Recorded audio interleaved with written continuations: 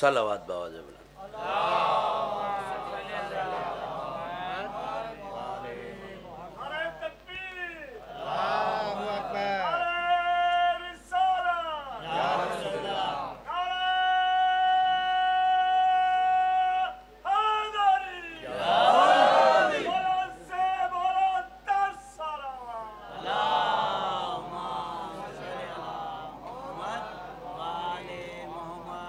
سب مل کے بلند آواز سے صلوات پڑھیے۔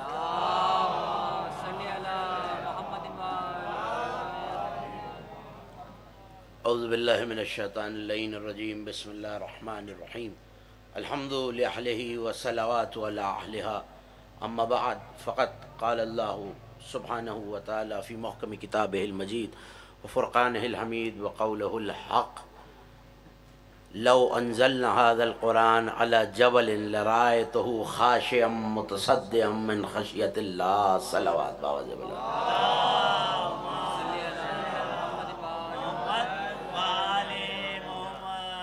سب مل کے اس سے بلند اور بہتر صلوات پڑھیے، جشن والی پتہ چلے، جشن منایا جائے۔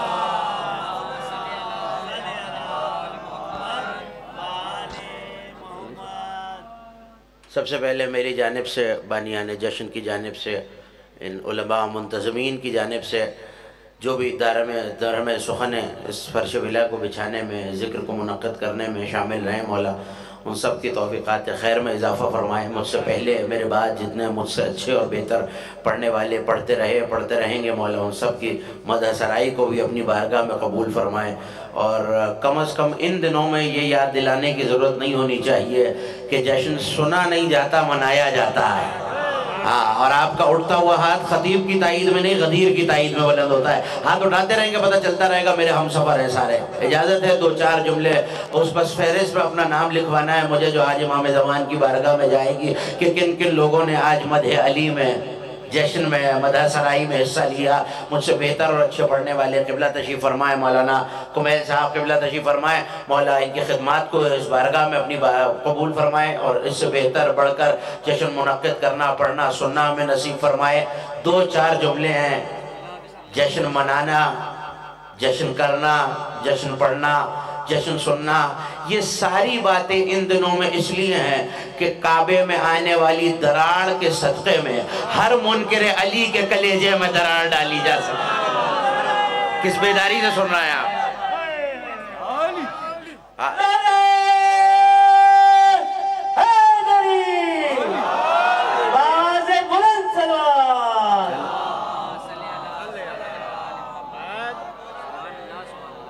سورہ حشر سے بڑی حشر انگیز آیت پڑھنے کا شرف حاصل کیا میں نے۔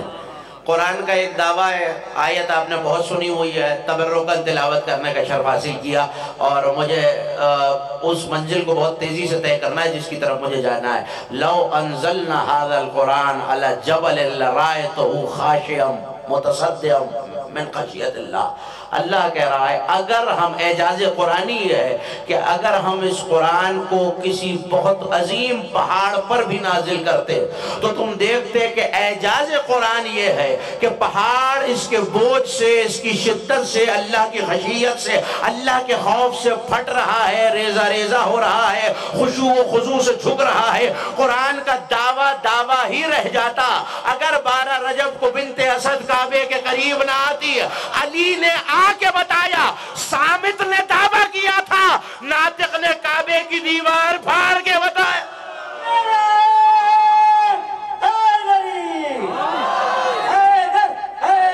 سب مل کے بولا حیدر۔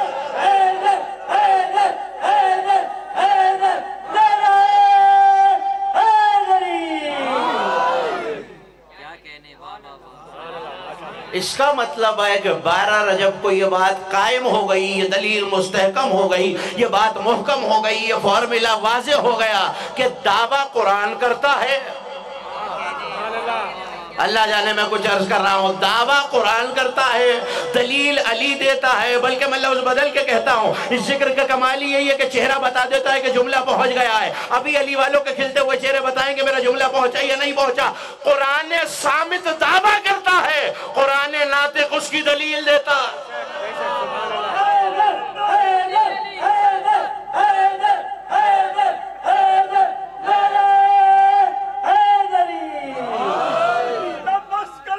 سب مل کے مولا کا نام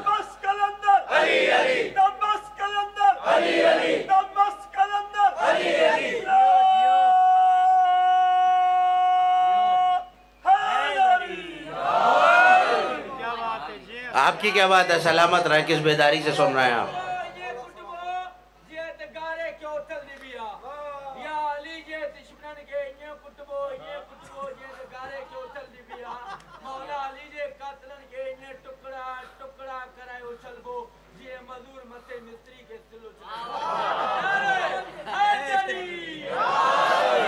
مجھے تمہارا نام نہیں پتا، مولا یہ جوش مودت سلامت رکھے، لیکن اتنی محنت کی ضرورت نہیں ہے۔ میں نے حدیث پڑھ رکھی ہے 5ویں امام کی کہ ان شیطانہ اذا سمع منادیا ینادی یا محمد یا علی ذابا کما یذوب الرصاص۔ منکر علی کو جلانے کے لیے زیادہ محنت کی ضرورت نہیں ہے۔ امام نے فرمایا شیطان جب کسی مومن سے یا علی کا نعرہ سنتا ہے ایسے پگھل جاتا ہے جیسے آگ پر برف پگھلتی ہے۔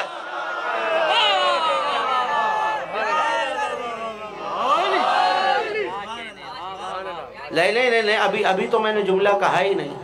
کیا بتایا امام کی حدیث نے؟ اور یہ حدیث بھی کافی میں موجود ہے کہ شیطان جب مومن سے یا علی کا نعرہ سنتا ہے ایسے جل جاتا ہے جیسے آگ پر برف پگھل جاتی ہے۔ تو اب دیکھتے رہنا، چوکوں میں، بازاروں میں، مجلسوں میں، جشن میں نعرہ حیدری سن کر، ولایت علی سن کر، فضائل علی سن کر جو چہرہ بگڑ جائے سمجھنا یہ نہیں جل رہا، شیطان بگڑ رہا۔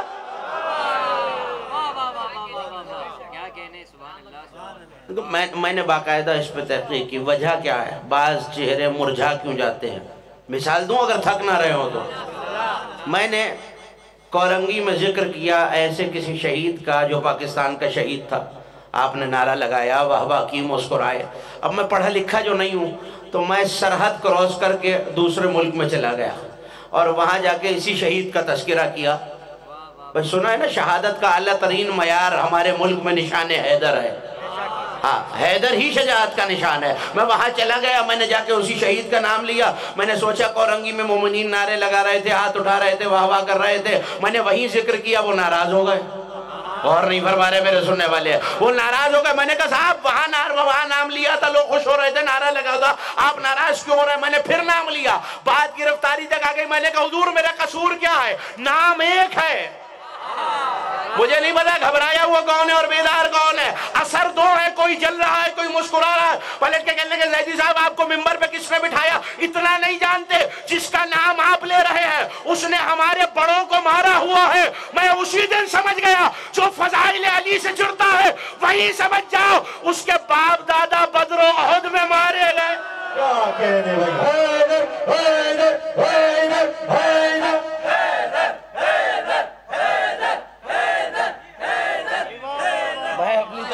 آسان کر کے پڑھنے کی کوشش کر رہا ہوں۔ ہاں، لَرَائِتُهُ خَاشِعًا مُتَصَدِّعًا مِّنْ خَشِيَّةِ اللَّهِ۔ کہا روکا تھا میں نے آپ کو، اگر ہم اس قرآن صامت کو نازل کریں تو بڑے بڑے پہاڑ ریزہ ریزہ ہو جائے، خشیت الہی سے جھک جائے، پھٹ جائے۔ آ کے بتایا ہی نہیں، اس سے پہلے کوئی نہیں آیا۔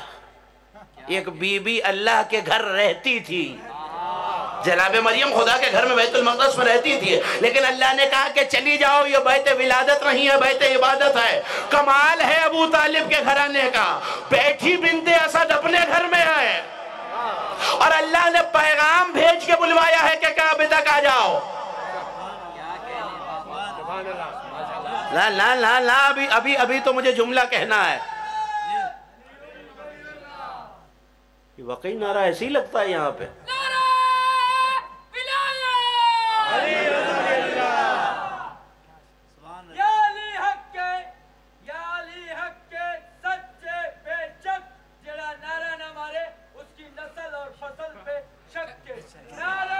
سب مل کے آخر محمد آغاز مولا آپ کے ذوق مودت کو سلامت رکھے۔ مولا یہ کھلتے ہوئے چہرے جوانوں کی جوانیاں، علماء کا بزرگوں کا سایہ سلامت رکھے۔ مجھے تو بہت تیزی سے آگے جانا ہے، نہ پتہ چلتا کبھی اگر کعبے کی چھت پہ عباس نے نہ بتایا ہوتا۔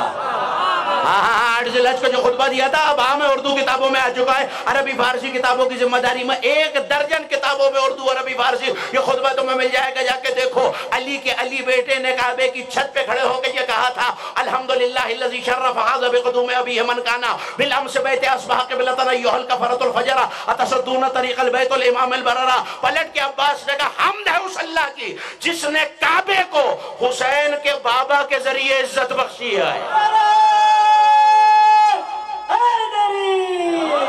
نہیں کیا کہا علم اٹھانے والوں علم چومنے والوں تمہارا ہاتھ نیچے ماتمیوں نہیں رہنا چاہیے. کیا کہہ رہے ہیں عباس بابا کعبے کی چھت پہ کھڑے ہو کے حمد اس اللہ کی جس نے اس کعبے کو شرف بخشا حسین کے بابا کے ذریعے. بتا دیا عباس نے کعبے کی چھت سے اعلان کر کے کہ کعبے میں آنا علی کا نہیں کعبے کا شرف ہے.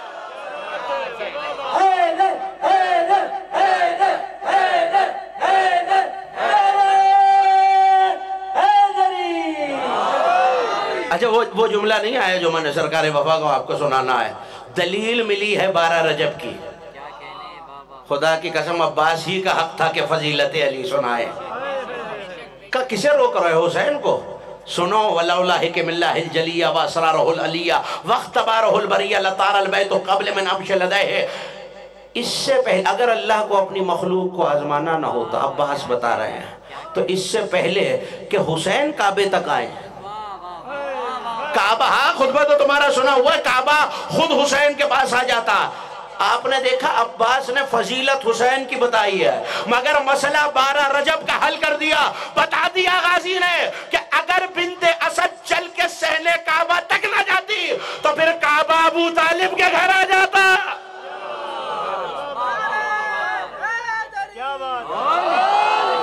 باز بلند سلوات.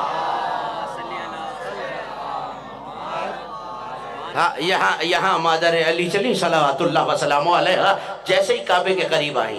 میں 2-4-5 روز قبل ایسے چہرے میرے سامنے ہیں جو موجود تھے اس جشن میں لانڈی میں نے ایک فقرہ کہا تھا کہ کعبے کی اندر کوئی بت نہیں تھے. میں ممبر سے کہہ رہا ہوں اور ذمہ داری سے کہہ رہا ہوں کعبے کے اندر بت نہیں تھے جب علی آئے ہیں.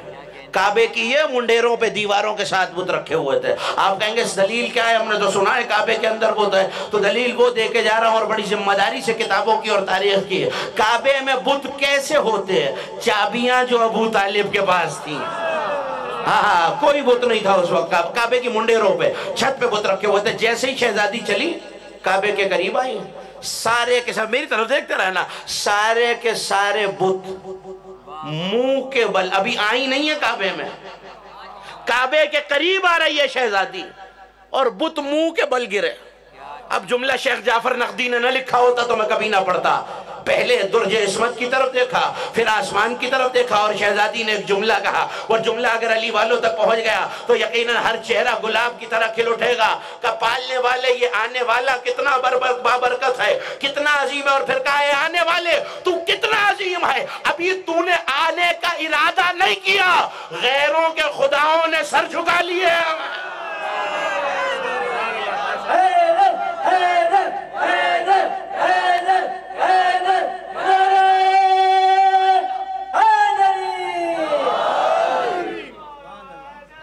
غیروں کے خداؤں نے آ گئے علی. مجھے ساری تفصیلیں اس وقت نہیں سنانی مجھ سے بہتر پڑھنے والے یہاں موجود ہیں اور بہت کچھ آپ کو مولا کے فضائل کا سنائیں گے. علی آئے جو لفظ میں نے کتابوں میں دیکھے ہیں صحیفۃ الابرار سے لے کر بہار الانوار تک بھری پڑی ہیں کتابیں.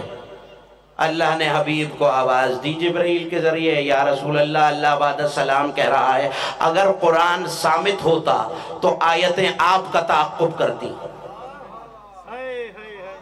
نہیں نبی بستر پہ ہو آیت کے لیے جانا پڑتا ہے یا آیت نبی تک آتی ہے؟ اب فیصلہ ہوگا تو آگے بڑھے گی بات. آیت پیغمبر تک آتی ہے یا نبی آیت تک جاتا ہے؟ اس کا مطلب ہے نبی سفر میں آیت سفر میں نبی حضر میں آیت حضر میں نبی بستر پر آیت بستر پر نبی معراج میں آیت معراج پر. لیکن اللہ نے آواز دی میرے حبیب آج قرآن ناطق آ رہا ہے آج چل کے جانا پڑے گا استقبال کے لیے. تمہارا وسیع تمہارا وارث آ رہا ہے. جیسے ہی کعبے میں آئے اب تک علی نے آنکھیں نہیں کھولی تھی. پیغمبر نے لفظ بدل کے کہوں جو لفظ سننا جانتے ہو نہ ہدیہ کر رہا ہوں رحل رسالت پر قرآن ولایت آ گیا. ہاں میرے ساتھ بولنا نوجوانوں، میں تمہارے سہارے پہ پڑھ رہا ہوں۔ رحلِ رسالت پر قرآن ولایت آیا اور پیغمبر نے کہا یا علی اقرا، پڑھو۔ ابھی قرآن باقاعدہ آنے میں 10 برس باقی ہیں۔ اب جو لفظ میں نے دیکھے ہیں اس کی ذمہ داری سے صرف قرآن نہیں پڑھا لی، حضرت آدم پہ جو صحیفہ نازل ہوا تھا وہاں سے شروع کیا، اس کے بعد جتنے انبیاء پہ جتنے صحیفے آئے 114 صحیفے علی نے پڑھے، چاروں آسمانی کتابوں کو پڑھا۔ ابھی قرآن نہیں آیا تھا، قرآن آنے سے پہلے۔ نہیں اتنی آسانی سے تو میں بھی نہیں ٹلوں گا نا۔ قرآن آنے سے، قرآن نازل ہونے سے پہلے 30 برس کا فاصلہ ہے پیغمبر اور علی کی آمد میں، 30 سال بڑے ہیں مصطفیٰ علی سے۔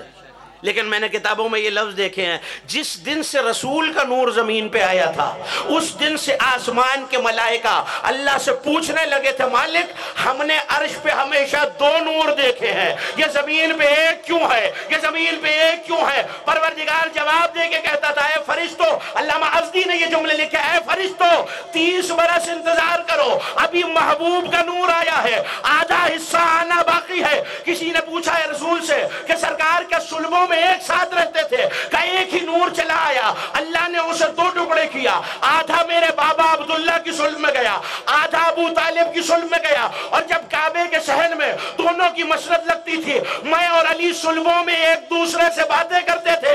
کورنگی والوں بیدار ہونا، جملہ آ رہا ہے۔ کسی نے کہا سرکار کیا باتیں کرتے تھے؟ کہ کبھی میں علی کو قرآن سناتا تھا، کبھی علی مجھے قرآن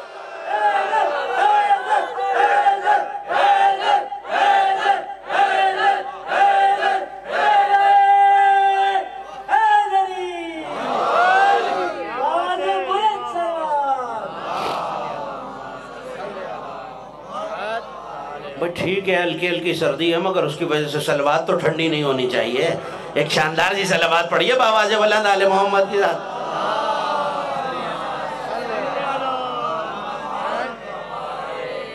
میں سارا مقدمہ صرف ایک روایت کے لیے کر رہا ہوں جو مجھے آپ کے حوالے کرنی ہے اور میں نے آپ سے اجازت لے لی ہے۔ صاحب صحیفۃ الابرار علامہ مرزا تقی مامقانی نے یہ جملے لکھے ہیں۔ پیغمبر نے کہا، علی نے پھر توریت بھی سنائی، انجیل بھی سنائی، زبور بھی سنائی۔ سنائی کیسے؟ یہ تو آپ نے سنا ہے، سنائی کیسے؟ وہی تو آپ کو سنانا ہے کہ علی توریت ویسے سنا رہا تھا کہ اگر آج موسیٰ علیہ السلام آ جائیں تو آ کے کہیں علی تو توریت کا مجھ سے زیادہ حافظ ہے، اگر عیسیٰ علیہ السلام آ جائے تو آ کے کہیں علی تو انجیل کا مجھ سے زیادہ حافظ ہے۔ اور علی نے قرآن ویسے سنایا جیسے مجھے آتا تھا۔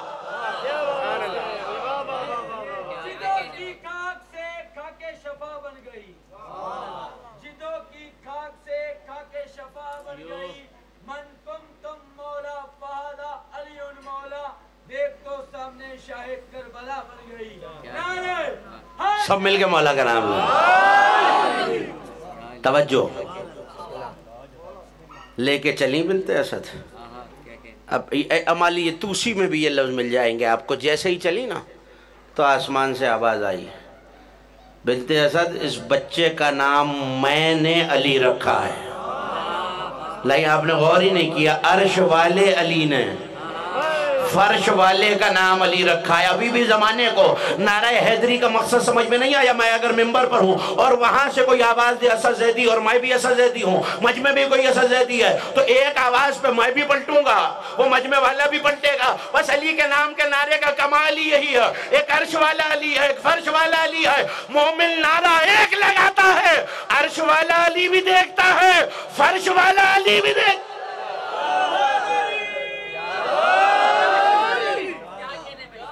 چلی ہاں آواز آئی، ادبتہ بآدابی، میں نے اسے اپنا ادب سکھایا، وخلقتہ من کلی، اور میں نے اسے اپنے کل سے بنایا۔ تشریح کا موقع بھی نہیں ہے، وقت بھی نہیں ہے، اور مجھے بہت تیزی سے آگے جانا ہے۔ خلقتہ من کلی، میں نے اسے اپنے کل سے بنایا، وادبتہ بآدابی، اور میں نے اسے اپنے آداب سکھائے، اپنے آداب سکھائے۔ پھر کہتا ہوں شاید جو حیرت سے مجھے دیکھ رہے ہیں وہ بھی پہنچ جائے، میں نے اپنے آداب سکھائے۔ ایک بچہ اگر بڑھئی کے گھر پلے نا تو وہی ادب جانتا ہے جو بڑھئی کے گھر کا ہوتا ہے. اگر کوئی بچہ بادشاہ کے گھر پلے تو وہی طور طریقے آداب ادب ہوتا ہے جو بادشاہ کے گھر کا ہوتا ہے. اگر کوئی بڑھئی کے گھر پلے تو وہی ادب, اگر لوہار کے گھر پلے تو وہی ادب. بس یہ سوچ لینا علی کے فضائل میں شک کرنے سے پہلے, جس گھر میں آتا ہے ادب بھی اس گھر والا, عادتیں بھی اس گھر والی, تو پھر کیا قصور ہے ان کا جو دیکھ کے غلط ہی صحیح مگر دھوکہ کھا کے کہنے لگے آیا جو خدا کے گھر تھا کام بھی وہی والے کرتا. اچھا دیکھو, میں اشعار پڑھنے کا عادی نہیں ہوں, لیکن آپ کی بیدار سماعتوں کو دیکھ کے جی چاہ رہا ہے کہ 2 مصرے آپ کے حوالے کروں. لیکن پہلے ایک مثال دیتا ہوں, وہ مثال اگر آپ تک پہنچ جائے. کنفیوژن, ابہام, پستی کی طرف انسان کو لے جاتا ہے. بڑی توجہ کیجئے گا, میں بہت اہم نقطہ اپنے سننے والے نوجوان دوستوں اور بھائیوں کے حوالے کر رہا ہوں.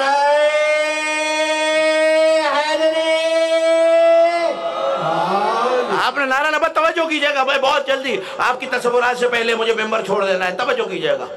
ابہام ہمیشہ پستی کی طرف لے جاتا ہے.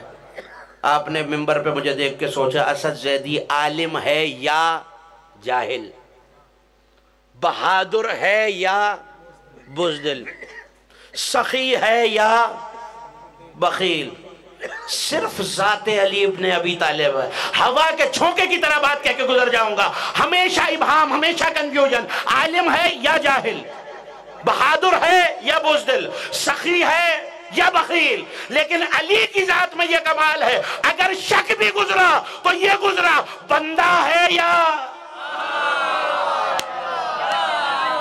اب مصرع آپ کے حوالے کروں, غلط نگاہ بھی علی میں نہ پا سکی پستی. علی خدا نظر آیا اگر غلط دیکھا.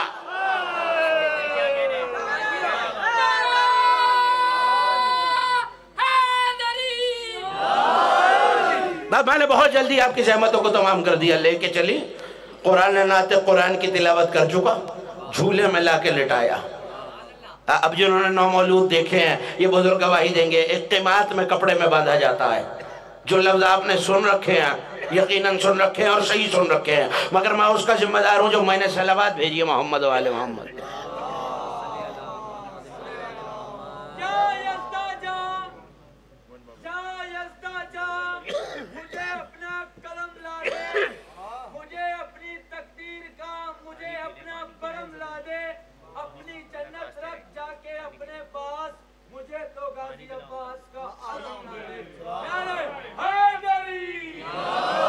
میں نے آپ کی زحمتوں کو تمام کر دیا.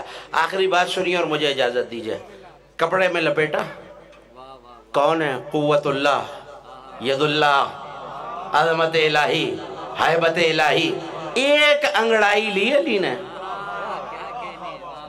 پارچہ پارا پارا ہو گیا. پھر بی بی نے 2 کپڑوں میں لپیٹا, پھر انگڑائی لی ید اللہ نے, پھر پارا پارا ہو گیا. پھر 3 کپڑے, پھر 4, پھر 5, پھر 6, پھر 7. اب جو لفظ میں نے کتابوں میں دیکھے وہ آپ کے حوالے. 7 میں لپیٹ کے ایک موٹا عرب زمانے میں کپڑا آتا تھا عرب خطے میں, دیباج, اس میں لپیٹا ہے کس کے. پھر علی نے انگڑائی لی اور اب ٹوٹے اور گہوارے میں قرآن ناطق نے بول کے کہا اماں میرے ہاتھ نہ باندھیے, یہ جو ملائکہ کی اتنی بڑی قطار ہے ان سے مسافہ کون کرے گا. جلدی بھائی, جلدی جلدی جلدی جلدی, میں پڑھ رہا ہوں. میرے دل میں علی, میرے دل میں علی, میرے تن میں علی, میرے من میں علی, میری ساری جسم جان میں علی. میں مر جاؤں تو میرے کفن پر لکھ دینا مکمل ناد علی علی. نعرہ حیدری. بات سنیے, مجھے اجازت دیجئے. سنا ہوا تو ہے آپ نے, میں تو آپ کے چہروں کی مسکراہٹ کی زیارت کرنے کے لیے پڑھ رہا ہوں. وہ آ گیا لے کر معیار الولد. ہاں وہ بڑا سا اژدہا تھا جسے سونگ کے چہرہ ہٹا لے وہ پاکیزہ ولادت کا ہے. لفظ تو آپ مجھ سے بہتر جانتے ہیں بولنا. اور جس کے قریب چلا جائے وہ خبیث الولادہ ہے. جو لفظ میں نے دیکھے ہیں, قریب آیا اور اسی دن وہ نام پڑا جسے علی نے جنگوں میں استعمال کیا, بلکہ ساری جنگوں میں نہیں. 82 یا 84 جنگیں، 2 روایتیں موجود ہیں صاحب جعفر نقوی دی، علامہ جعفر نقوی کے نزدیک 82 یا 84۔ ہر جنگ میں علی نے ایک ہی بات کی، اما تعلم ابن ابی طالب، مجھ سے لڑنے آئے ہو، جانتے نہیں ہو میں ابو طالب کا بیٹا ہوں۔ صرف خیبر تھی جو کہا انا الذی سمتنی امی حیدرہ، میں وہ ہوں، میری ماں نے میرا نام حیدر رکھا۔ کب رکھا؟ جیسے ہی یہ معیار الولد وہ ازدہا وہ صاحب قریب آیا، ننی ننی 2 انگلیاں علی نے بڑھائیں، ازدہے کے منہ میں ڈال کے چیر دیا، پردے سے ماں دیکھ کے پکاری کأنک حیدرہ، والی یہ تو حیدر ہے۔ نہیں مگر میں یہاں تک آیا ہوں، یہ جملہ تو کہنا واجب ہو گیا ہے، اور یہ جملہ نہ کہوں تو جشن مکمل نہیں ہوتا۔ آپ کی دعاؤں کے سائے میں نے صبر کرنا شروع کر دیا۔ آخری جملہ آپ کی نظر چیخ مار کے وہ جو لے کے آیا تھا، مرکب جہل، اور یہی لفظ موجود ہیں، قریب آیا۔ علماء کی کیا بات ہے، پڑھنے والوں کی کیا بات ہے، ایصال ثواب کے لیے جملہ کہہ رہا ہوں۔ قبلہ اللہ مقامہ نور اللہ مرقدہ، حضرت حسن زیدی صاحب قبلہ کہا کرتے تھے، قریب آیا نا علی کو دیکھنے تو ننی ننی سی کلائی اٹھا کے علی نے ایک تماچا رسید کیا، ابو ایک طرف ہو گیا، جہل ایک طرف۔ ہاں بالکل آپ کے مزاج کے مطابق، ابو ایک طرف ہو گیا، جہل ایک طرف ہو گیا۔ پلٹ کے پوچھا، اے ابو طالب، وہ جو ولادت کا معیار تھا، جو بتانے والا ازدہا تھا کہ کون پاکیزہ ولادت ہے، کس کی ولادت حرام ہے، کس کی ولادت ناپاک ہے، کس کی ولادت پاک ہے، اسے تو تیرے بیٹے نے 2 نیم کر دیا، اب پتہ کیسے چلے گا؟ مسکرا کے پیغمبر نے آواز دی، آج کے بعد یہ علی ہی ولادت کا معیار ہے، جس کے دل میں اس کی ولایت ہو اس کی ولادت پاک ہے، اور جہاں یہ نہ ہو وہی تو خبیث الولد۔ وآخر الدعوانا الحمدللہ۔